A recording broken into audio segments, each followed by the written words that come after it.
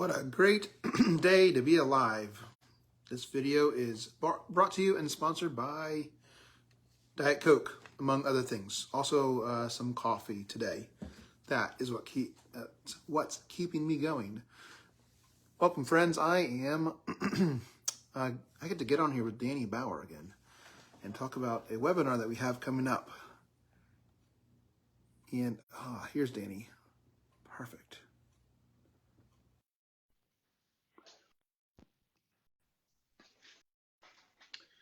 Do do do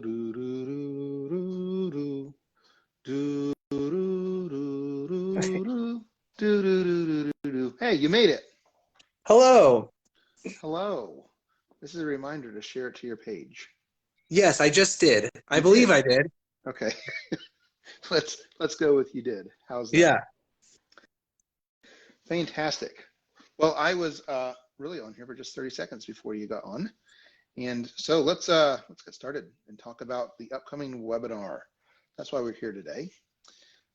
Danny and I are co-hosting a webinar coming up called Unlocking Your Creative Potential, which is really cool because I've never co-hosted a webinar before. I have hosted a webinar before, but co-hosting is a new thing for me. And I'm just going to share why I'm excited about this, Danny. Can I share why I'm excited about this? Yeah. And you jump in. So I've been reading this book. It's called Experiments Never Fail by this guy named Dale Doughton. Never heard of him before, but this book was recommended to me. And this concept of experiments never fail is a new operating philosophy for my life. We all have operating philosophies for life, even if we don't realize it, right? My operating philosophy used to be look like you're perfect at all costs, right? I see you nodding your head, Danny. You've known that one before. Yes. Yeah, and what the result of that was for me was being incredibly stuck, just being incredibly stuck. Because in order to look perfect, you can't try anything new, you can't do anything new, you can't step out. I had to be part of the average group. I didn't want to be.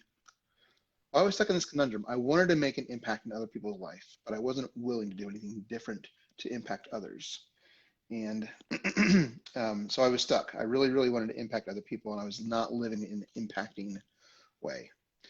And so I'm excited about this webinar because we're talking about our story and our stories and what has brought us to this place where we see our creativity as being unlocked.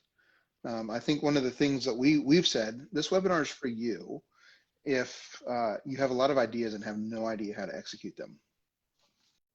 And if nothing describes me better, 5 years ago, than this guy who had so many ideas and had no idea how to execute them.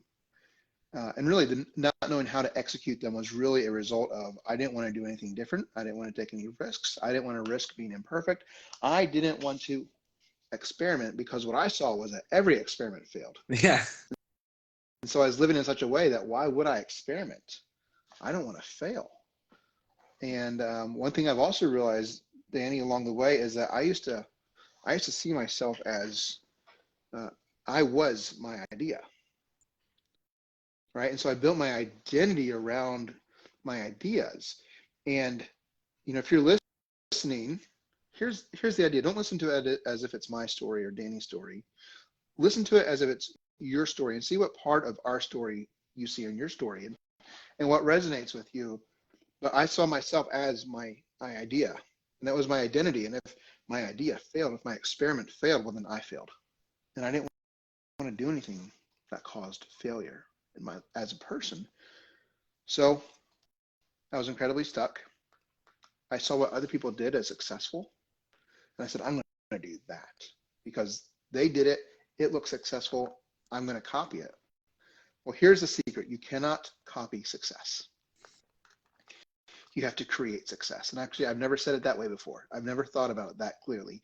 You cannot copy success. You can only create success. And so my story the last 5 years is one of going from being stuck And what I didn't realize was I was creating stuck for me. I was showing up in a very stuck way. And now I'm living a life of significance. And not that I am anything significant, but what I recognize is now that I'm willing to experiment, I'm willing to serve, I'm willing to do things differently than other people. And the result of that is coming alive, being creative, doing new things, partnering with new people, asking questions I never asked before, asking for things I would never have dared ask before. And the result of that is that when you serve people, that's an act of significance. It creates significant results in other people's life. And also it's the boomerang effect. That boomerang effect. Then it creates significance in my life. And it's this, the tide rises for everybody. I used to see this whole thing as a zero-sum game. In order for me to win, you had to lose. And I couldn't impact you if I didn't get something from you. And what I see now is that's a completely backwards model, and yet it was the model that I was living the whole time. And if you see yourself as a creative person, of any kind of creativity, right? Small creativity, big creativity. If you see yourself as a creative person, you know that creativity is the most authentic thing about you, and it's the way that you come alive and you impact other people. And now I see that when I am creative and I try and experiment, I'm consistent with it, time after time after time. It's a tide rising event. It rises the boat for everybody, including myself. And I'm not doing it for me, but that's the awesome result. And so the webinar is one of just sharing a story and some insights that I've had, that Danny has had, and that's created this whole new way of living that I never want to go back. I never want to go back. I just want to keep going forward. Yeah. Yeah. I want to just echo the zero-sum game idea, and the way it occurred to me wasn't quite so much that if I'm going to win, you have to lose. It was more of, I had this idea that we're all kind of losing and we're all kind of struggling. We're all not doing what we want to do. And I hope I get lucky and then I'll succeed. And it was kind of like, it was like, we're like all here and one of us might win the lottery in some way and then pop way up here and leave all the other losers behind. Yeah. And I was basically lumping me in and everybody else who wasn't creating at the level they wanted to create as losers. Never like said it like that before, but I think that's kind of how I was seeing it. And as I've shifted to serving people, to being creative, creating art and ideas and community to help people, I'm seeing everybody, I guess, as winners. Not even like, it's almost like winners and losers is like not in the lexicon anymore. I'm just seeing people as people, just you know, beings. We're beautiful because we exist, and seeing how when I step into my authentic self, when I create from a space of curiosity and playfulness and just the joy of being alive, as opposed to I'm a loser and I gotta win with what I create to get out of being a loser. I'm impacting people more, and I'm creating the space for other people to not be stuck in the zero-sum mindset or the winners losers mindset. Yeah, so I'm excited for the webinar, and then so I guess maybe it would be a good chance to say that the point of the webinar is that we are launching this summer a course, the 90 Days to Unlock Your Creative Potential course. And so the webinar is it's kind of a sample of what the course might look like, and then a chance to sign up. And what I'm excited about in terms of the course is that I'm excited about the community aspect of it. I'm excited about how we have adopted this experiments never fail mindset, and we've done it. We've held each other accountable with making these live videos, and among other things. And I'm excited to see what happens when that community of people holding each other accountable to the belief of experiments never fail and hold each other accountable to being creative and are there for each other. I'm excited to see how the community aspect of that can can pull even more out of you and me and everyone involved. And I was thinking this afternoon that somebody could watch your live stream or watch my live stream and probably get similar ideas that they would get from being enrolled in the I almost want to call it a course, like the group.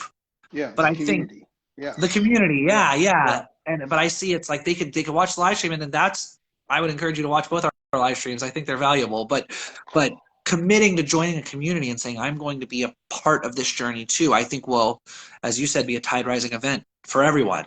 Yeah. And it goes back to this idea we talked about several times, Danny. If you want to go fast, go alone. If you want to go far, go together. And my story is that I did not want to go together with anybody because, frankly, I didn't want to let anybody get close enough to see that I actually didn't have it all together. Now, the irony of that is that, of course, I didn't have it together. Everybody knew I didn't have it together. And yeah, I didn't want to let anybody close enough to see that I didn't have it all together. And once I realized, I spent 30 plus years demonstrating to myself how, if you want to go fast, go alone, how that was going for me. And I was just starting to beat my head against a brick wall. But going together, it's, there's encouragement, there's inspiration, there's accountability.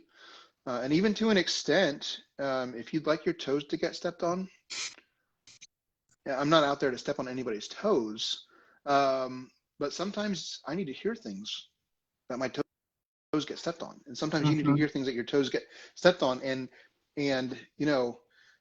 I'll commit to playing full out in the 90-day challenge. One thing that Danny and I talked about, it's not the two of us just sitting back and telling everybody how to be, how to unlock their creative potential for 90 days. We're leading from the front. We're doing the work. We're being in the group, leading as an example and a model. Playing full out, I expect that you, others in the group, will speak truth, and that I'll speak truth. And sometimes I need a fire lit in my soul. I need a fire lit in my heart, and that's part of what the group is for. I don't know the word for that. Encouragement, inspiration, toe stepping, whatever that word is, right? Yeah. Sometimes the most loving thing you can do is I would say push somebody's buttons, but stepping on toes. And you've shared on your live stream maybe 3 or 4 times at this point the story of that professor from college. Yeah. Yes. And Dr. Guthrie. Yeah.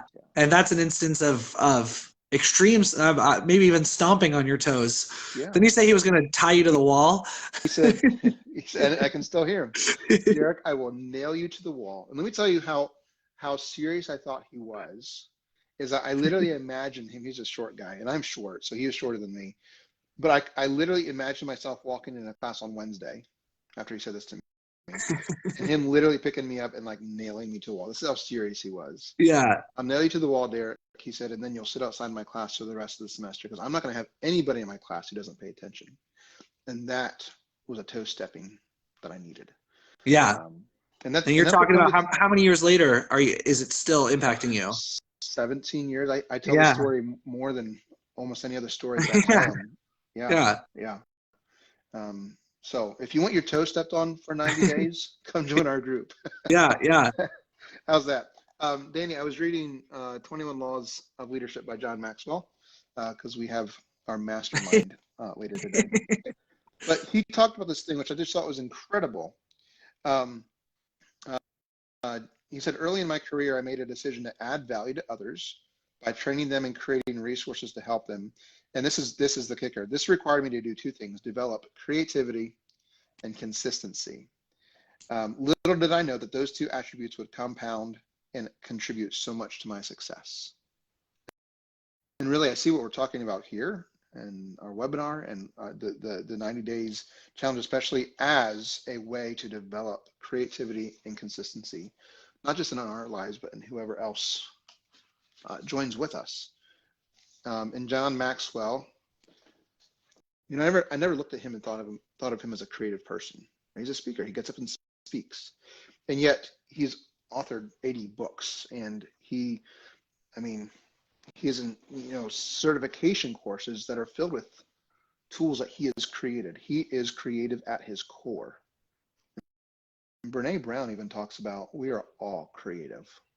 It's just a matter of whether or not we access it. And I used to be adamant. You know Michael Scott from The Office where he declared bankruptcy? I declare bankruptcy. Right? I used to declare I am not creative. Right. I am an engineer by trade and training, and 2 + 2 is always 4. There's nothing creative about that. In fact, it's the creative accountants and the creative engineers They're screwing everything right, up. who get themselves in trouble. And what I've realized is that we're all creative, and it's about being creative consistently that has created John Maxwell's level of significance and success that he has. And I'm excited about sharing that with other people and doing Yeah. that and being that with other people. Yeah. Gosh, I could speak on creativity so much. And I'll just say,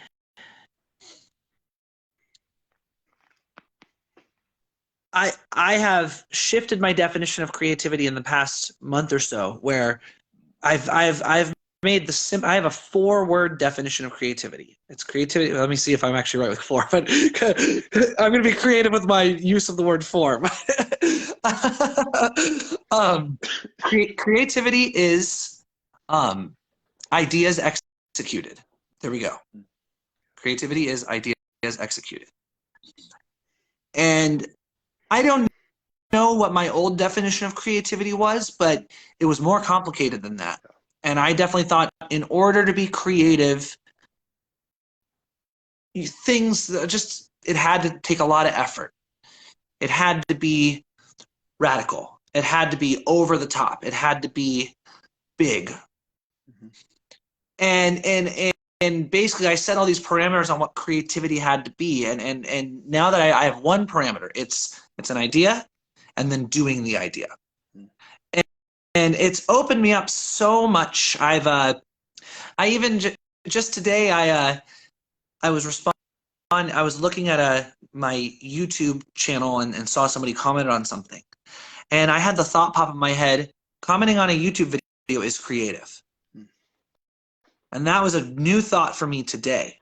But it's just like, why not? Why not? You see a piece of art that you make, and then you add your thoughts to that piece of art. You have an idea, you execute your idea. And I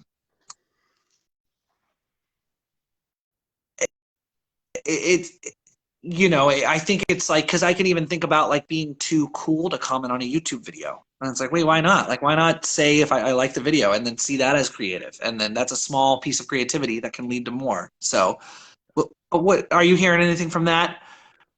I hear the distinction between intensity and consistency, right?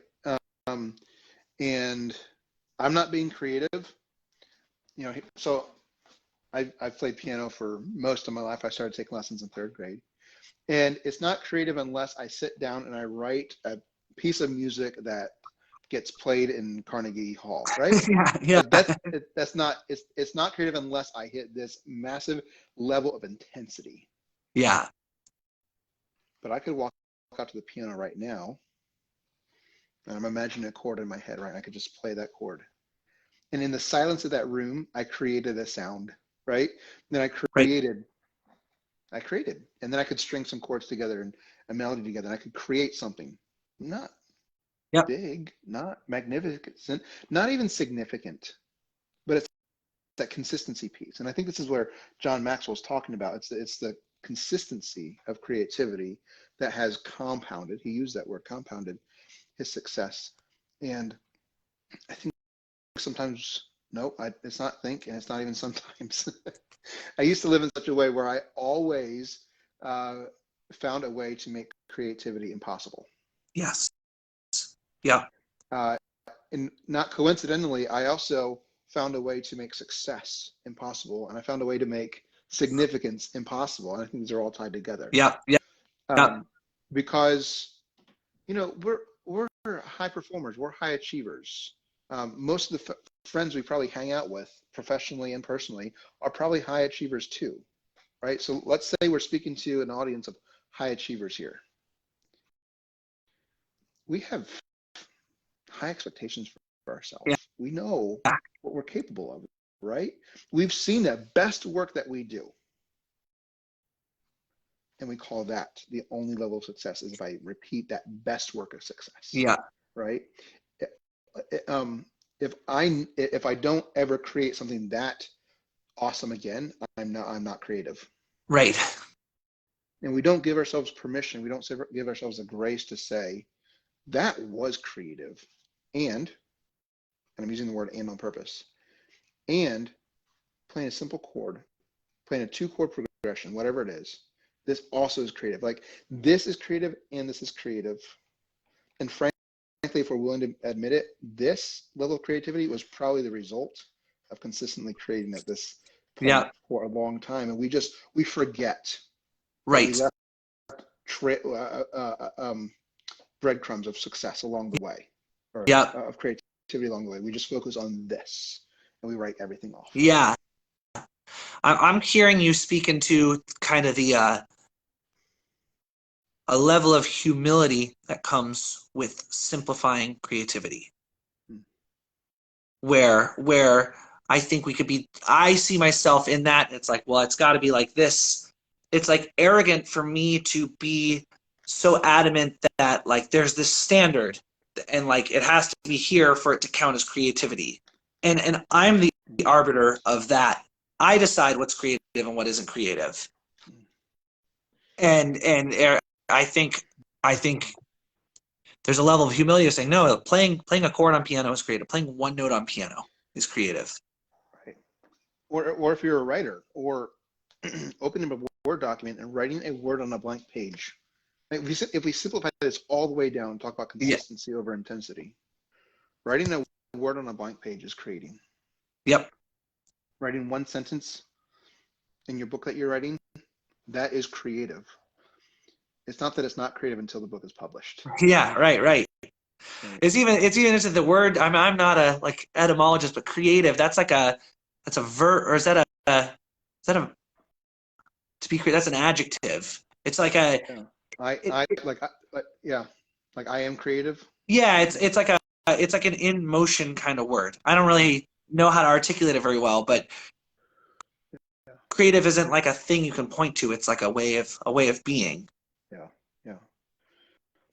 When I even think, and we can, not everybody follows this belief, but my belief is that God created the world at the beginning of time, and He didn't go through some crazy way of creating the world. He spoke. Yeah. Like that's pretty simple.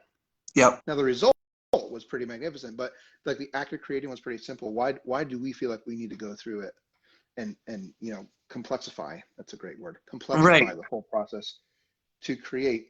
And we have just a minute here left. Something else that came to mind was the idea about judgment. When I judge myself and I say I'm not creative unless I'm at this level of operation, what's also true is that I'm also judging everyone else around me. Right. And they're not creative unless they're at this level, right? And we talked about this last time we talked. We are extracting the humanness out of people, and we're judging them and saying either you're creative at this level or you're not creative, or you're starting. at all. Yeah. Right? Yep. You're worthless. You're either at this level, which nobody almost ever is, or you're worthless. Yeah. Nobody wants to be seen like that. And yet I spent most of my life seeing myself as that, creating a way of being for me and others. And I'm not going back to that. I'm not being that person ever again. Yeah. Same. Yeah. I think we are officially 1 minute over, so we could go on forever. But yeah, we could. That's why we got 90 days. yeah, right.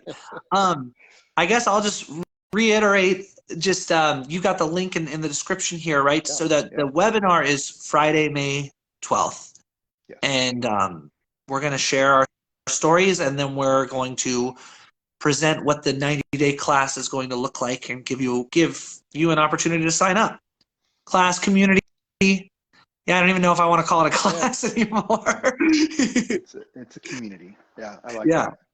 let's experiment Yeah. together and literally see what happens. Yeah. Possibility. We're creating possibility with each other. On that note, if you're listening or you watch us back live, what's possible for you? What are you gonna create? Not at this level, at this level. How about that? Yes. Denny, awesome. Awesome talking with Love you. it, Derek. Well, I will Bye-bye. see you soon. Take care.